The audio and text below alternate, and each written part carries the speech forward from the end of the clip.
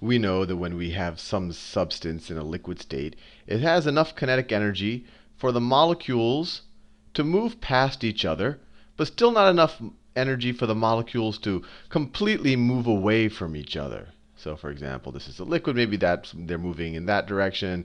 These guys are moving a little bit slower in that direction. So there's a bit of this flow going on, but still there are bonds between them. They kind of switch between different molecules, but they want to stay close to each other. There are these little bonds between them, and they want to stay close. And then if you increase the average kinetic energy enough, or essentially increase the temperature enough, and then overcome the heat of fusion, we know that all of a sudden, even these bonds aren't strong enough to even keep them close, and the molecules separate, and they get into a gaseous phase. And there they have a lot of kinetic energy, and they're bouncing around, and they take the shape of their container. But there's an interesting thing to think about. Temperature is average kinetic energy. Temperature is average kinetic energy, which implies, and it's true, that all of the molecules do not have the same kinetic energy. That, maybe, let's say even they did, then these guys would bump into this guy, and, think of them as billiard balls, and they transfer all of the momentum to this guy. Now this guy has a ton of kinetic energy. These guys have a lot less. This guy has a ton. These guys have a lot less. There's a huge distribution of kinetic energy. And if you look at the surface atoms, or the surface molecules, and I care about the surface molecules because those are the first ones to vaporize, or I shouldn't jump the gun. They're the ones capable of leaving if they had enough kinetic energy. If I were to draw a distribution of the surface molecules, let me draw a little graph here. So in this dimension, I have kinetic energy. And on this dimension, this is just the relative concentration. And this is just, my best estimate, but it should give you the idea. So there's some average kinetic energy at some temperature, right? This is the average kinetic energy. And then the kinetic energy of all the parts, it's going to be a distribution around that. So maybe it looks something like this. A bell curve. And you could watch the statistics videos to learn more about the normal distribution. But I think the normal distribution, this is supposed to be a normal, so it's just get smaller and smaller as you go there. And so at any given time, although the average is here, there are some molecules that have a very low kinetic energy. They're moving slowly, or maybe they have, well, let's just say they're moving slowly. And then at any given time, you have some molecules that have a very high kinetic energy, maybe just because of the random bumps and that it gets from other molecules. It's accrued a lot of velocity, or at least a lot of momentum. So the question arises: are any of these molecules fast enough? Do they have enough kinetic energy to escape? And so there is some kinetic energy. I'll draw some threshold here, where if you have more than that amount of kinetic energy, you actually have enough to escape if you are a surface atom. Now there could be a dude down here who has a ton of kinetic energy. But in order for him to escape, you'd have to bump through all of these other liquid molecules on the way out. So in fact, he probably won't escape. It's the surface atoms that we care about, because those are the ones that are interfacing directly with the pressure outside. So let's say this is the gas outside. It's going to be much less dense. Well, it doesn't have to be, but let's assume it is. Right, so these are the guys that kind of can escape into the air above it, if we assume that there's some air above it. So at any given time, there's some fraction of the particles, of the molecules, that can escape. So your next question is, hey, well, doesn't that mean that they will vaporize or they will turn into gas? And yes, it does. So at any given time, you have some molecules that are escaping.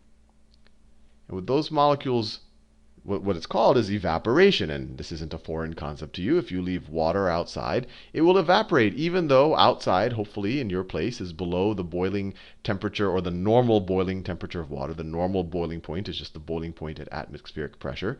If you just leave water out, over time, it will evaporate. So some of these molecules, what happens is some of these molecules that have unusually high kinetic energy do escape. They do escape. And if you have your pot or pan outside, or even better, outside of your house, then what happens, they escape, and then the wind blows.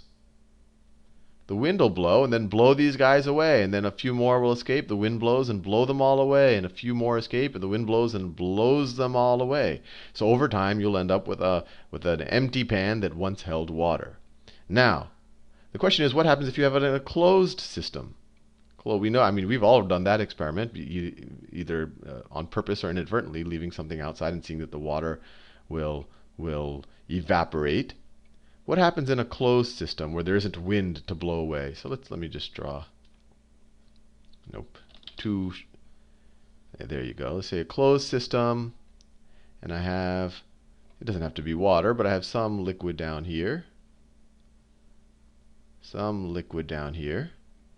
And there's some pressure from the air above it. Let's just say it was at atmospheric pressure. It doesn't have to be. So there's some air, and the air has some kinetic energy over here. And so, of course, do the water molecules. And some of them start to evaporate. So some of the water molecules that have, are up here in the distribution, they have enough energy to escape. So they start hanging out with the air molecules, right?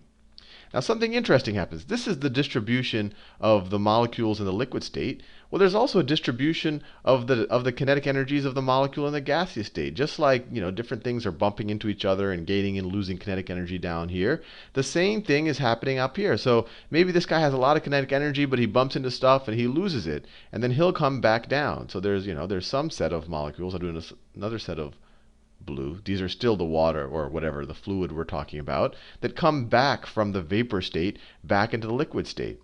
And so what happens is this evaporation there's always a bit of evaporation, and there's always a bit of condensation, because you always have this distribution of kinetic energies. There's some at any given moment in time out of the vapor above the liquid. Some of the vapor loses its kinetic energy and then it goes back in the liquid state. Some of the surface liquid gains kinetic energy by random bumps and whatever else and goes into the vapor state. And the vapor state will continue to happen until you get to some type of equilibrium. And when you get that equilibrium, you're at some pressure up here. So let me see, some pressure. And the pressure is caused by these vapor particles over here. These vapor particles right here. And that pressure is called the vapor pressure. Vapor pressure. I want to make sure you understand this. So the vapor pressure is the pressure created, and this is at a given temperature. At a given temperature for a given molecule. A given temperature for a given molecule, right? Every molecule or every type of substance will have a different vapor pressure at different temperatures, and obviously every different type of substance will also have different vapor pressures. But for a given temperature in a given molecule, it's the pressure at which you have a pressure created by the vapor molecules where you have an equilibrium, where you have just as many things vaporizing as things going back into the liquid state. And we learned before that the more pressure you have, the harder it is to vaporize even more, right? We learned in the phase state things that if you were at 100 degrees at ultra high pressure, you would still, and you were dealing with water, you would still be in the liquid state. So the vapor creates some pressure, and it'll keep happening depending on how badly this liquid wants to evaporate, but it keeps vaporizing until the point that you have just as much, I guess you could kind of view it as density up here, but I don't want to think. You have just as many molecules here converting into this state as molecules here converting into this state. So just to get an intuition of what vapor pressure is or how it goes with different molecules that really want to evaporate. So want to evaporate. Want to evaporate. And so why would a molecule want to evaporate? It could have high kinetic energy. So this would be at a high temperature. It could have low intermolecular forces, right? It could be molecular. Obviously, like the noble gases have very low molecular forces, but in general, most hydrocarbons, or gasoline or methane, or all of these things, they really want to evaporate because they have much lower intermolecular forces than, say, water. Or they could just be light molecules. Light molecules. You could look at the physics lectures, but kinetic energy, it's a function of mass and velocity. So you could have a pretty respectable kinetic energy, but because you have a high mass and a low velocity. So if you have if you have a light mass and the same kinetic energy, you're more likely to have a higher velocity. You could watch the kinetic energy videos for that. But something that wants to evaporate, it's a lot of its molecules. Let me do it in a different color. Something that wants to evaporate really bad, a lot more of its molecules will have to enter into this vapor state in order for the equilibrium to be reached. Let me do it all in the same color. So the pressure created by its vaporized, its evaporated molecules is going to be higher for it to get to that equilibrium state. So it has high vapor pressure. So high vapor pressure. And on the other side, if you're at a low temperature, or you have strong intermolecular forces, or you have a heavy molecule, then you're going to have a low vapor pressure. For example, iron has a very low vapor pressure because it's not vaporizing while let me think of something. Carbon dioxide has a relatively much higher vapor pressure. Much more of carbon dioxide is going to evaporate when you have it. Well, I really shouldn't use that because you're going straight from the liquid to the solid state. But I think you get the idea. And something that has a high vapor pressure that wants to evaporate really bad, we say it has a high volatility. You've probably heard that word before. High volatility. High volatility. So for example, gasoline has a higher, it's more volatile than water, and that's why it evaporates, and it also has a higher vapor pressure. Because if you were to put it in a closed container, more gasoline at the same temperature will enter, and the same atmospheric pressure will enter into the vapor state. And so that vapor state, the vapor state will generate more pressure to offset, will have to generate more pressure to offset the natural inclination of the gasoline to want to escape than in the case with water. Now, an interesting thing happens when this vapor pressure is equal to the atmospheric pressure. So right now, this was our closed container, and we had some, you have the atmosphere here at a certain pressure. And let's say until now, we've assumed that the atmosphere was at a higher pressure. So it was, for the most part, keeping these molecules contained. Maybe some atmosphere molecules are coming in here, and maybe some of the vapor molecules are escaping a bit. But it's keeping it contained because this is at a higher pressure out here than this vapor pressure. And of course, the pressure right here at the surface of the molecule is going to be the combination of the partial pressure due to the few atmospheric molecules that come in plus the vapor pressure. But once that vapor pressure becomes equal to that atmospheric pressure, so it can press out with the same amount of force, you can kind of view it, or the force per area. So then the molecules can start to escape. It can push the atmosphere back. And so you start having a gap here. You start having a vacuum. I don't want to use exactly a vacuum, but since the molecules escape, more and more of these molecules can start going out. And at that point, you've reached the boiling point of the substance, when the vapor pressure is equal to the atmospheric pressure. Now, just to get a sense of what some of this means, let's look at the vapor pressure for water. This is water right here. H2O. I should do that in black. H2O. And so you see, at 760, so atmospheric pressure, we're in torrs now, but that's just a different 760 torrs is equal to 1 atmosphere. So that's about right. That's about right there. So it's 1 atmosphere. So at atmospheric pressure, the vapor pressure at 100 degrees Celsius for water, the vapor is at 100 degrees Celsius for water. Or I guess another way to put it, at 100 degrees Celsius, you have 760 torr of vapor pressure, which is exactly the atmospheric pressure or 1 atmosphere at sea level. So at 100 degrees, vapor pressure is equal to atmospheric, or sea level atmospheric, sea level. And so you're going to boil, which we all know is true. And then if you have at lower temperatures, your vapor pressure is going to be lower than the atmospheric pressure, right? Let's see, look here, it looks like 300 something. But then what happens? If you lowered the atmospheric pressure enough, if you were to pump air out of the container or whatever low enough, and then so if you brought the atmospheric pressure down to this vapor pressure, then again you will have boiling. And we saw that in the phase change diagrams, that you can boil something at a lower temperature if you lower the atmospheric pressure. And that's because you're lowering the atmospheric pressure to the vapor pressure of the substance. And here's a comparative chart of and this is interesting. You see that this is kind of a exponential increase with temperature of vapor pressure. And that's because, if you think about that distribution we did before, this is at 1 kinetic energy. If you increase the amount of kinetic energy, then your distribution will look like this if the temperature has gone up.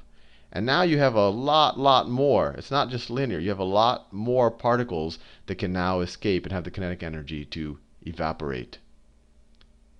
And you can see it's this exponential increase as you increase the temperature. Now here is another chart, and you say, hey, where does that exponential increase go? And that's because this is a logarithmic chart. You can see the scale. It goes it increases with exponentially as opposed to linearly. So it goes from 0.1 to 10 to, so equal distances are actually up by a factor of 10. So that's why you don't see that logarithmic move. But these are just for different substances. Propane, you see at any given, so let's go like a decent temperature. Let's go 20 degrees Celsius. 20 degrees Celsius, propane has the highest vapor pressure. So this is 1 atmosphere. So propane will actually evaporate, will actually boil at 20 degrees Celsius. It'll actually completely boil and go into the gaseous state because its vapor pressure is so much higher than atmospheric pressure if we're assuming we're at sea level. And then you could do that for different molecules. Methyl chloride is the next one. Slightly lower vapor pressure, but still very volatile. It would still definitely boil and turn to the gaseous state at 20 degrees Celsius if we're at sea level, because sea level is right there. And let's see, at sea level, if you wanted to keep something, so sea level is this pressure. If you wanted to keep, let's say, methyl chloride, if you wanted to keep methyl chloride in the liquid state, or in equilibrium with the liquid state instead of boiling, you would have to be at least at around, what is this, minus 25 degrees Celsius in order for that to, propane, even at minus 25 degrees, is still in the gaseous state because its vapor pressure is still higher. And then, of course, if you go on to the, if you butane, for example, butane I think is what they put, actually, butane is what they put in, I think they put it in lighters, but butane will be in the liquid state as long as you're at around roughly 0 degrees. And in a lighter, you might say, oh, it's in liquid state. They probably increase the pressure. So the pressure in the lighter is probably something higher. Maybe it's at 2 atmospheres or something, so that the butane is at room temperature, will stay in the liquid state. Who knows? I don't know what the pressure is in there. But there's just an interesting chart to look at, that there's actually a bunch of different vapor pressures. You can see at atmospheric pressure what's likely to be a gas or a liquid at different temperatures. And then you can see at different temperatures which are the things that are most volatile and how much do you have to increase or decrease the pressure to evaporate something or to boil it. Anyway, hopefully you found that useful. Vapor pressure, it's something that we encounter every day, and I'll see you in the next video.